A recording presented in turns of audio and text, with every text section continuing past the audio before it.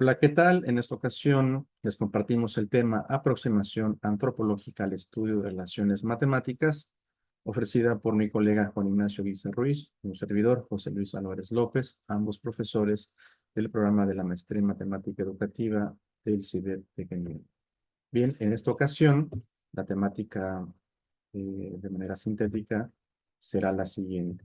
Tendremos una motivación disciplinar donde emanan estas indagaciones intelectuales, por necesidad un antecedente histórico antropológico, que es nuestro contexto, también una pequeña digresión lingüística para vincular algunos aspectos de la parte tribal con la parte matemática y también una pequeña discusión sobre el parentesco en las sociedades tribales, que nos va a permitir, y es la parte esencial, una raíz simbólica, o sea, la construcción de un modelo que luego se va a llevar en su parte conceptual a una generalización, ¿no? Y bien, prácticamente en la asignatura de cálculo diferencial e integral, sobre todo en la primera parte del integral, en la cuestión relativa a nivel media superior y superior, tenemos un contenido temático que tiene que ver con las relaciones y funciones, en donde el apremio básicamente es el de introducir el concepto de relación entre dos conjuntos, ¿sí? Es decir, el concepto de relación binaria. Y bueno, siendo tan general la definición de relación, en realidad interesa cierto tipo de ellas, ¿no? Que aparecen con mucha frecuencia en la matemática, que tienen que ver con las relaciones de orden, las relaciones de equivalencia y las funciones, ¿no? Sin embargo, la vinculación con otros campos del saber humano, en particular con disciplinas relacionadas a la historia y filosofía de la ciencia, la antropología, ¿no? O la historia, pues nos permiten de alguna forma, ¿sí? Una transversalidad de contenidos, ¿no?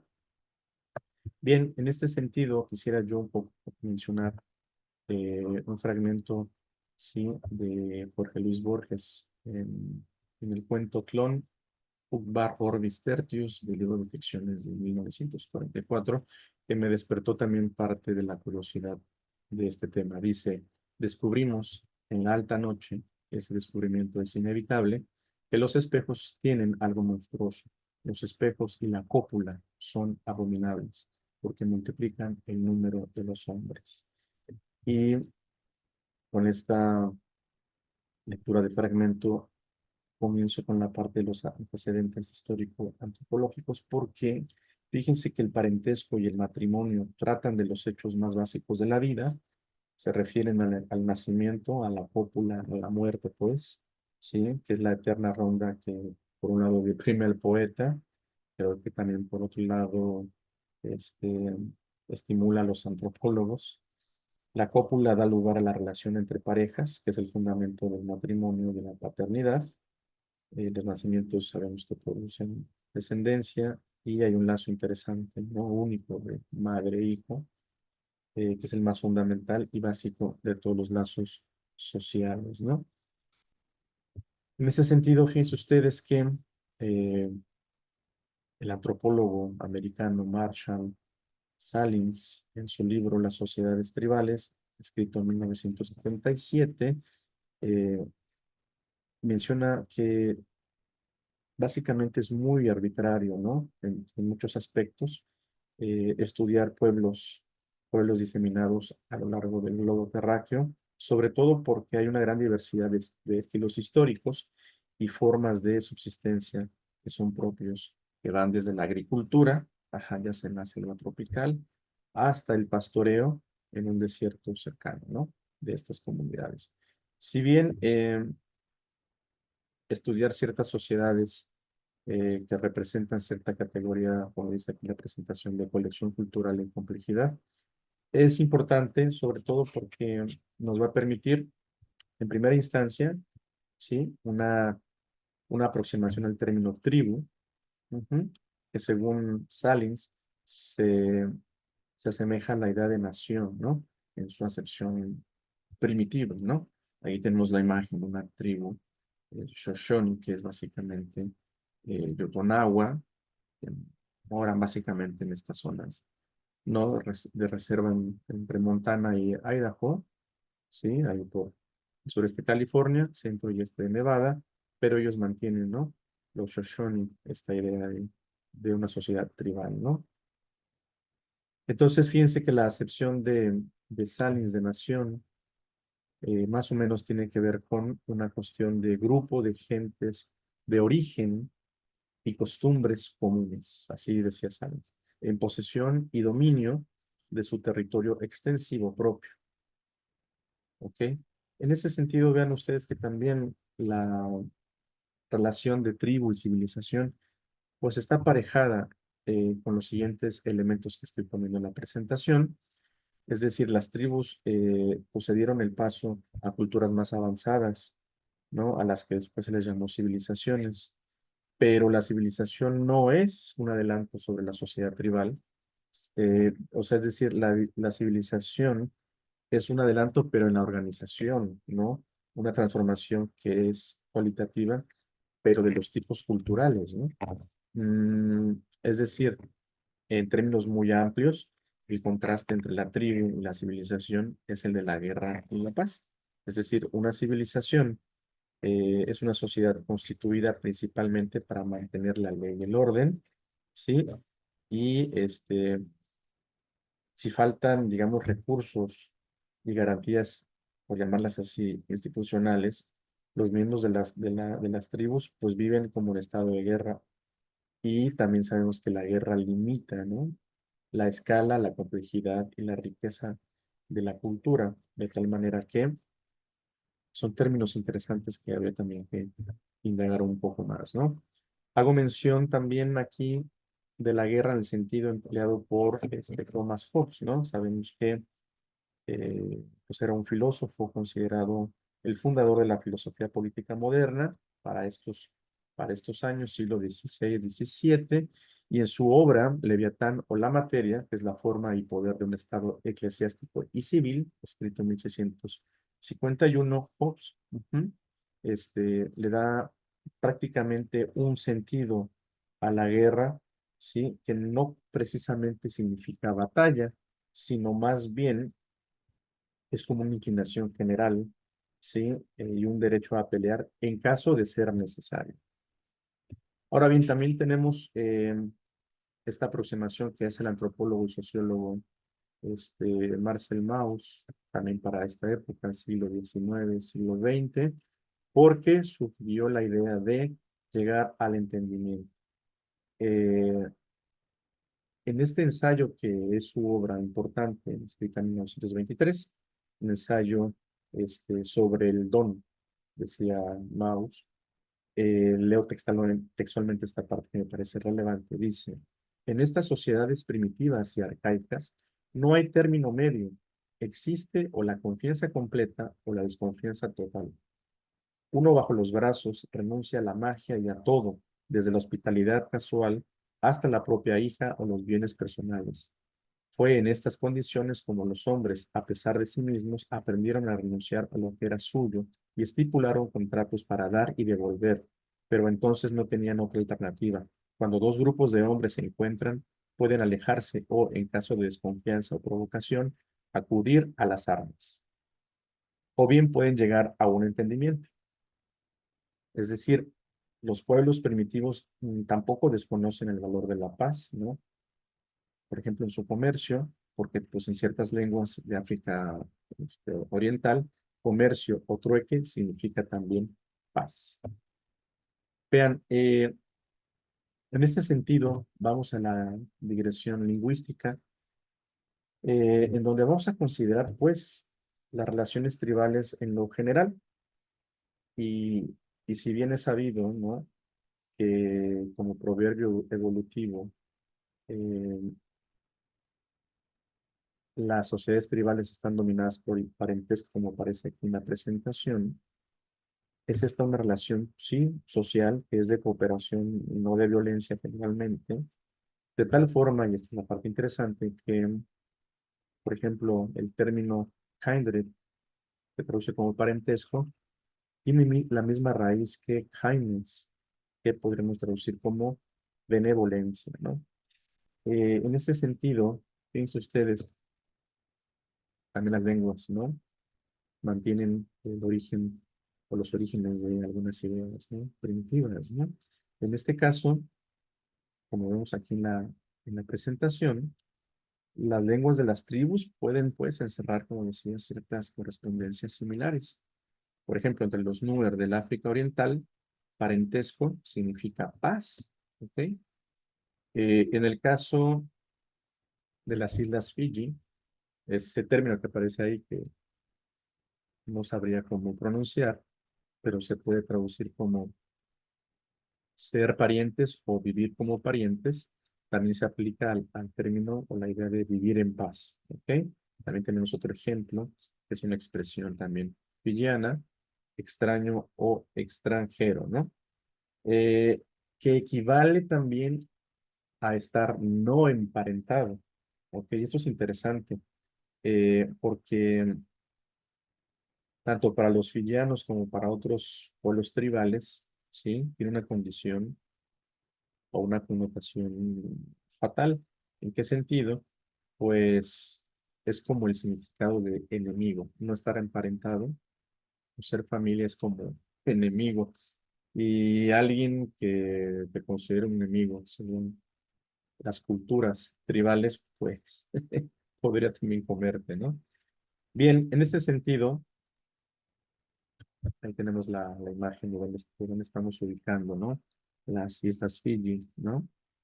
Ahí están, ahí por Australia, ¿no? Entonces, vean, aquí lo interesante prácticamente ujú, es hablar a nivel, digamos, interpersonal, y ahorita platicaremos sobre ese gráfico que aparece ahí, pues el parentesco se halla prácticamente extendido por la tribu, ¿no? Vean, en esquemas clasificatorios, porque si el parentesco es clasificatorio, pues también están estos esquemas, ¿no? Que ciertas personas emparentadas con otras y determinadas por cierta línea directa o descendencia forman una misma clase con los parientes colaterales. Asimismo, pues, en un uso clasificativo que puede llamarse corriente, el hermano de mi padre está emparentado conmigo de igual forma mi progenitor. Es decir, a ambos se les designa con la misma palabra que podríamos traducir como padre. Vean ustedes la imagen, ahora sí, para un poquito indagar sobre esta cuestión de la lógica también de expansibilidad. Vean, tenemos entonces esta parte que es el abuelo, ¿sí? De una línea de familia. Y tenemos aquí al padre, al hermano, y digamos a mi persona, ¿no? Al ego, ¿no? Lo interesante aquí es que tenemos esquemas que también se clasifican de manera equivalente. Tenemos a otro abuelo que es hermano de este otro, y a su vez él tiene descendencia a través de un hijo, que es el padre, y es equivalente también, ¿no? Equivalente a esta otra familia, y a su vez tiene a sus hijos, en este caso a un hijo que es equivalente a los hijos que aparecen aquí. Lo interesante, pues, es que esta argumentación tiene que ver con la similitud social que incluye una designación común al parentesco, ¿no? Como el ejemplo que mencioné, si mi padre es socialmente equivalente a su hermano, o sea, a mi tío, el hijo de este último, que es mi primo, lógicamente es equivalente a mí o a mi hermano, ¿no? Ahora bien, lo interesante es que mm, el parentesco clasificativo tiene una lógica de expansibilidad, es decir, por muy remotas que sean las genealogías, eh, no es preciso que se pierda la huella del parentesco, ni deben considerarse remotos en cuanto a la clase emparentada. O sea, la expansibilidad de las clases de parentesco y su designación también manifiesta esto que se llama categorías familiares que ayudan nuevamente al establecimiento de la paz. Vean que esto es muy importante, sobre todo porque a nivel de organización de grupos, las tribus han efectuado, ¿no?, una contribución importante al repertorio del parentesco, sobre todo en los grupos de descendencia, ¿no?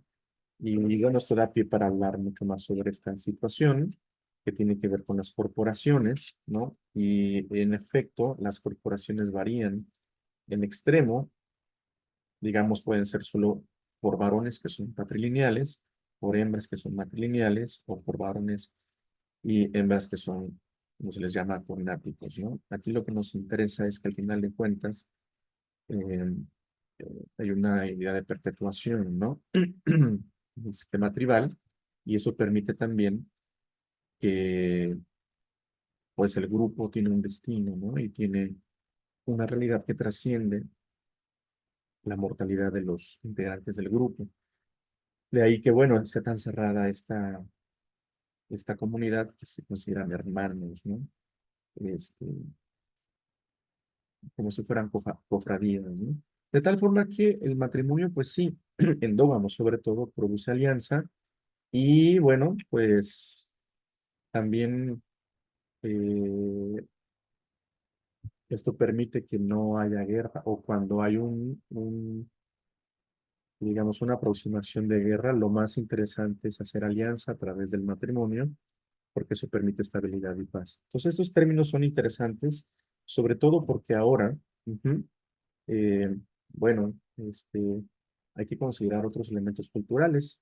El ritualismo, por ejemplo, también es una búsqueda de paz. Ya Confucio hablaba de manera interesante de las ceremonias, ¿no? Que son un lazo que mantiene unidas a las multitudes y cuando se suprime este lazo, lo que ocurre, ya sabemos, son las multitudes que caen en confusión y ya saben qué pasaría en un concierto, en un evento masivo, cuando se pierde, por ejemplo, estas cuestiones del orden y la paz, ¿no?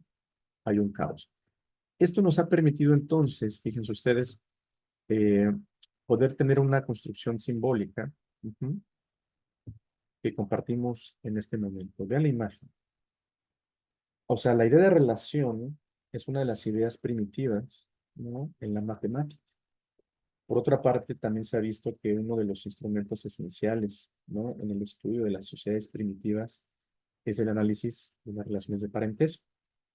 Si se piensa detenidamente en este asunto, se notará que es difícil descubrir otra cosa tan estable, capaz de conformar a las pequeñas sociedades tribales.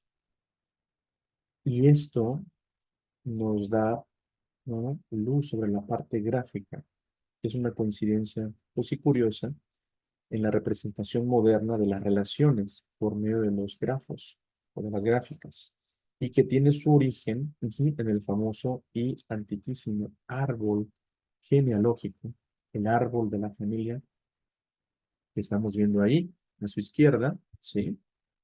Y ven ustedes con ramas, pues, y a la derecha en la notación moderna, en donde los puntos, los vértices, están designados por letras, ¿no? A, B, C, D, E, F, G. Lo interesante de todo esto, sí, es que efectivamente es la construcción de un modelo, ¿no? Vean, esos son los elementos importantes. Si nosotros vemos el árbol genealógico, ujú, la información condensada que aparece en la notación moderna de los puntitos y las ramitas es la siguiente, lo voy a poner así. Si hablamos del árbol de familia, ¿no? Y si decimos que A es el padre, B es el hijo, C es otro hijo, y a su vez B tiene hijos que son de E, y a su vez C tiene hijos que son F, G, pues miren ustedes que de manera condensada podríamos decir A es padre de B, A es padre de C, B es padre de D, B es padre de D, etcétera, etcétera. Pero si queremos abreviar esto, vamos a poner R, que es la relación, y la relación específica es padre de, podemos escribir lo anterior como ARB, ARC, BRD, BRE, etc. Aquí tenemos entonces nuestra primera expresión que ponemos asterisco, ¿no? Y esto emana, evidentemente, ¿sí?, del árbol genealógico. De tal forma que nuestro modelo simbólico, del cual vamos a hablar en un momento, es muy relevante. Vean, cuando pensamos en conceptos como la paternidad o la amistad, se nos viene a la mente, pues, que la matemática no tiene nada que ver con ello, ¿no? Pero esos conceptos hablan de relaciones entre conjuntos. En este caso, estamos hablando de relaciones tribales o conjuntos de personas. En la matemática y en la vida diaria es frecuente, ¿no? Incluso natural, hablar de relaciones entre conjuntos mediante frases como es padre de, admira a, está por encima de, es más fino que, es del mismo color que, etc. Otros ejemplos en la matemática como la geometría elemental se emplean expresiones como es semejante a, es congruente con, es paralela a, es perpendicular a, etcétera, ¿no? Al final de cuentas, las relaciones, ¿no? Como las operaciones se clasifican de acuerdo con el número de elementos que intervienen, y si una relación vincula a dos elementos, sabemos que se llama binaria, si vincula a tres, ternaria, y así sucesivamente. Vean, en este caso, para nuestro modelo simbólico, necesitamos formular un modelo para poder trabajar matemáticamente, ¿no? Y naturalmente surge la pregunta, ¿cómo simbolizamos una relación entre dos conjuntos, ¿no? Eh, bueno, ¿qué tenemos que hacer? Sabemos que simbolizar, por ejemplo, el concepto de paternidad, pues no va a ser fácil, pero los matemáticos han encontrado, ¿no?, una manera de trabajar con una relación, fijándose precisamente en las parejas de elementos que están en esa relación. Y aquí ponemos este siguiente texto, ¿no? Por ejemplo, para simbolizar que Adolfo es papá de Luis, pues tenemos que convenir en la escritura, entre paréntesis y coma, Adolfo Luis. Y si continuamos escribiendo, por ejemplo, José, Camila, etcétera, pues tendremos un conjunto de parejas en las cuales el primero es el padre o la madre y el segundo elemento es el hijo o la hija. Este conjunto que se llama pareja ordenada, ujú, que, que mantiene las posiciones en primer y segundo lugar, permitirá trabajar simbólicamente con las relaciones de paternidad. De tal suerte que si, por ejemplo, queremos saber si José es papá de Milán, bastará ver que esa pareja, José, Milán, es un elemento de nuestro conjunto, ¿no? Y bueno, ya a nivel conceptual, si hacemos una generalización, volvemos al punto, ¿no?, de la expresión en asterisco, la ponemos ahí, ¿se acuerdan? A, R, B, A, R, C, etcétera, donde R era la relación esta que significaba padre de B. Si ahora generalizamos para una sola R, empleando la idea de parejas ordenadas que vimos anteriormente, tendríamos la siguiente notación estructural de conjunto, que es la que aparece ahí, ¿no? R igual a, entre llaves, A, B, A, C, B, D, etcétera. Es importante, pues, como dice aquí la lámina, notar que el árbol genealógico, que se estudió con anterioridad, determina también otras relaciones tradicionales de parentesco que a lo mejor hemos escuchado, ¿no? Es abuelo de, es sobrino de, y también otras que no van a ser nada convencionales, como no es hermano de, es primo y abuelo de, entre otros. Lo importante aquí, en síntesis, es mostrar que, por ejemplo, en un conjunto de personas A, con esos elementos, ¿sí?, se habrá definido una relación cada vez que se dé un conjunto de pares ordenados, como está ahí, A, B, A, C, etcétera, cuyos componentes sean elementos de A, ¿ok? Y también matemáticamente una relación definida en ese conjunto A será un subconjunto del producto cartesiano A cruz A. En este caso, ese producto cartesiano A cruz A equivale a poner todas las posibles combinaciones de parejas que se pueden realizar, ¿no? Ujú. Y si se dan cuenta, hasta este momento surge la necesidad de invocar el concepto de producto cartesiano entre dos conjuntos arbitrarios, no vacíos, pero podemos ofrecer una primera definición, ¿no? Digamos, matemática con las ideas anteriormente mencionadas. En nuestra primera definición dice una relación binaria en el conjunto A es un subconjunto del producto cartesiano A cruz A. Una relación binaria del conjunto A en el conjunto B es un subconjunto del producto cartesiano A cruz B.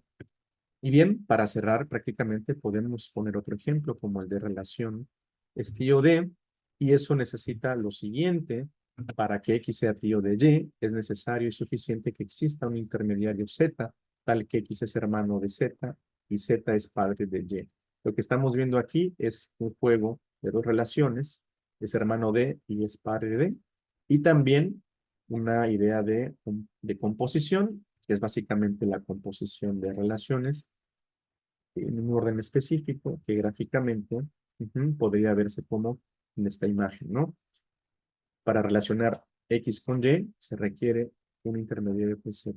Y las relaciones también entre X y Z y también Y.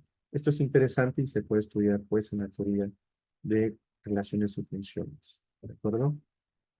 Bien, cerramos entonces con una cuestión teórica.